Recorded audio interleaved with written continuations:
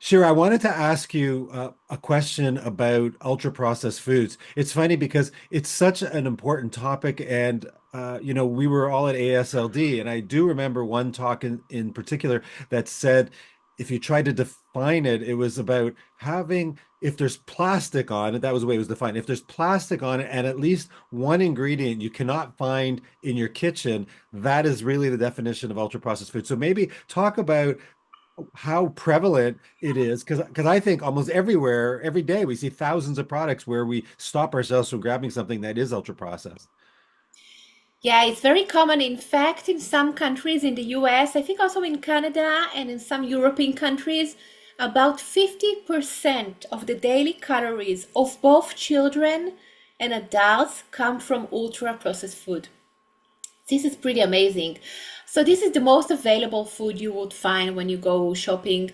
And you said it perfectly. If it comes with packed with plastics, ready to eat or ready to heat, or coming up out from a can, it's probably ultra processed food. And you can also look at the ingredient list. If it's a very long list, usually more than 5 ingredients, and you see names that you don't recognize. It's not things that you use in your own kitchen, like high fructose corn syrup, hydrolyzed proteins, palm oil, which is used only in the industry, not in the kitchen. So if you see those things that you're not familiar and you don't keep in your own kitchen, probably it's ultra processed food. Now, the problem is that most ultra processed foods contain high saturated fat. Palm oil is actually unhealthy fat, it's saturated fat. They contain a lot of sugar because it's more tasty.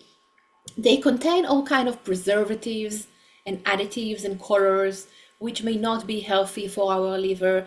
So I don't think we can avoid it completely, but it definitely shouldn't be 50% of our daily calories consumption. So we need to try and moderate the consumption of ultra processed food and eat more foods that are minimally processed,